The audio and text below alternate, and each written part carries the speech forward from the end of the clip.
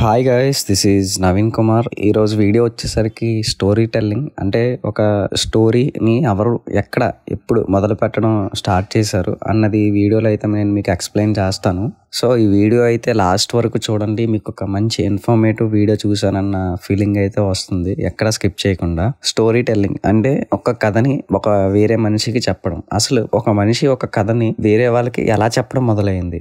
పూర్వం మనం చూసుకుంటే చాలా మంది వేటాడడానికి అడవులకు వెళ్ళేవాళ్ళు. అక్కడ ఎన్నెన్నో అన్ఎక్స్పెక్టెడ్ సిచ్యువేషన్స్ జరిగేవి, అన్ఎక్స్పెక్టెడ్ గా ఏమైనా జరిగేవి. వాళ్ళు వేటకు వెళ్ళి తిరిగి వచ్చినప్పుడు ఊర్లో కానీ వారి చుట్టుపక్కల ఉన్న ప్రజలకి మేము ఈ విధంగా వేటాడడం అనేది ఉన్నది ఉన్నట్టుగా చెప్పకుండా దానికి కొంత కల్పిత లైక్ ఫిక్షనల్ అంటే ఒక ఇంట్రెస్టింగ్ గా చెప్పడం మొదలు పెట్టారు. సో ఈ విధంగా స్టార్ట్ అయింది అని అనేసి చాలా బుక్స్ లో చెప్తూ ఉంటారు. ఆ తర్వాత చూసుకుంటే మనుషులు కంప్లీట్ గా వేటను నిషేధించిన తర్వాత ఏదో ఒక పని చేసుకుంటూ బతికేవారు. ఉదయం అంతా కష్టపడి సాయంత్రం అయ్యేసరికి మనకి అప్పట్లాగా ఎంటర్టైన్మెంట్ అనేవి ఏమి ఉండేవి కాదు. సో మీరే పొలంలో పని చేసినప్పుడు వాళ్ళ విషయాలు వాళ్ళు షేర్ చేసుకోవడం, వీళ్ళు ఇక్కడ ఎక్కడో దగ్గర పని చేస్తే వాళ్ళు చేసిన పనిలో ఒక ఎక్స్పీరియన్స్ ఆ విషయాలనేవి షేర్ చేసుకోవడం జరిగేది. ఈ విధంగా స్టోరీ టెల్లింగ్ అనేది మొదలైంది. ఆ తర్వాత చూసుకుంటే స్లోగా ఇవాల్వ్ అవుతూ వచ్చింది. సో ఆ తర్వాత మనం చూసుకుంటే రైటింగ్స్ వచ్చాయి. అంటే లైక్ ఒక రచయితలు పుట్టారు. రచయితలు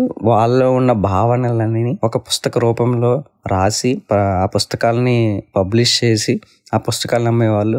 సో చాలా మంది ఆ పుస్తకాల్లో ఉన్న కథలను చదివి ఇన్స్పైర్ అయ్యేవారు. ఆ తర్వాత లిటరేచర్, మీరు ఏ ఆర్ట్ ఫామ్ లో చూసుకున్నా ఏం చూసుకున్నా అందులో ఒక కథ అనేది చెప్పడం అనేది మెయిన్ గా ఉంటుంది.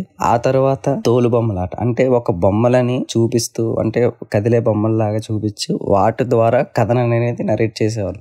మీకు ఇది ఎలా ఉంటుందో తెలియాలి అంటే దశావతారంలో ఈ సాంగ్ లో ఇమేజ్ చూడండి, మీకు క్లియర్ గా అర్థమవుతుంది.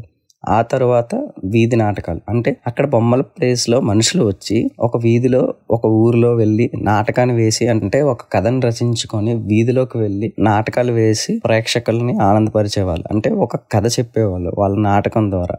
ఆ తర్వాత బుర్ర కథలని చాలా ఆర్ట్ ఫామ్స్ అనేవి వచ్చాయి. ఇక్కడ మెయిన్ గా చూసుకుంటే అక్కడి నుంచి వచ్చిన స్టోరీ టెల్లింగ్ అనేది ఈ రోజు మనం సినిమాల్లో అండ్ చాలా మంది ఇన్ఫ్లుయెన్సర్స్ చేస్తున్న రీల్స్ లో అండ్ ఎక్కడ చూసినా సరే ఒక ఏ ఆర్ట్ ఫామ్ లో అయినా స్టోరీ టెల్లింగ్ అనేది మెయిన్ గా కనబడుతుంది. సో ఈ విధంగా స్టోరీ టెల్లింగ్ అనేది ఇవాల్వ్ అయ్యింది. ఆ తర్వాత సినిమాలకి స్టోరీ టెల్లింగ్ ఎలా వచ్చింది. చాలా మంది అప్పట్లో సినిమాల్ని పుస్తకాలని అడాప్ట్ చేసుకొని వాటి ద్వారా సినిమాలు తీసేవాళ్ళు. ఇప్పటికీ కూడా పుస్తకాలు మంచి బుక్ లో మంచి స్టోరీ ఉందంటే వాటిని అడాప్ట్ చేసుకొని సినిమాలుగా తీస్తున్నారు కూడా. ఆ తర్వాత రచయితలు రైటర్స్, నేను ఎప్పుడు చెప్పే ఒక మాట, cinema made on 2 tables, 1 is writing table, another 1 is editing table. So cinema తయారవడానికి రచయితలు అంటే చాలా మంది ఒక మనలాంటి యంగ్ కావచ్చు, చాలా మంది సినిమా అంటే కథ రాయడానికి ఉత్సాహంగా ఉండి వాళ్ళు రాసిన కథలు నచ్చి ఆ కథల్ని ప్రొడ్యూస్ చేసి వాటిని సినిమాలుగా తెరకెక్కించే వాళ్ళు. అలాగా సినిమాల్లో కూడా స్టోరీ టెల్లింగ్ అనేది మొదలైంది. ఆ స్టోరీ టెల్లింగ్ ఫామ్ కి ఏమైనా రూల్స్ ఉన్నాయా అంటే రూల్స్ లేవు, ఎలాంటి బౌండరీస్ లేవు. అది ఒక కథకుడు అంటే ఒక రచయిత అవ్వచ్చు,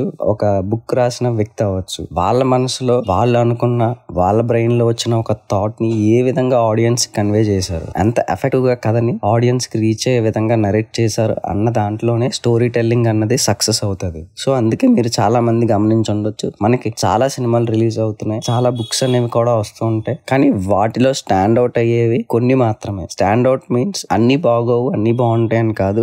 కొన్ని బుక్స్ కొన్ని మాత్రం ఎప్పటికి ఎప్పుడు పేరు రాకపోయినా తర్వాత అయినా సరే వాటికి పేరు వస్తుంది. లైక్ మూవీస్ లో అయినా బుక్స్ లో అయినా. ఎందుకు అంటే ఆ బుక్స్ లో స్టోరీ టెల్లింగ్ అనేది చాలా పవర్ఫుల్ గా ఉంటది అన్నమాట. అందువల్లే వాటికి ఆ పేరు వస్తుంది. ఇప్పుడు మనమే ఉన్నాం ఆడియన్స్ గా, ఒక కథని మనం కనెక్ట్ అవ్వాలి. కథకుడు అనేవాళ్ళు ఎంత ఎఫెక్టివ్ గా కథని ఆడియన్స్ కి నరేట్ చేస్తే అంత ఎఫెక్టివ్ గా మనం ఫీల్ అయ్యి ఆ సినిమాని చూస్తాం, ఇన్వాల్వ్ అయ్యి. ఇది ఈ విధంగా స్టోరీ టెల్లింగ్ అన్నది ఇవాల్వ్ అయింది.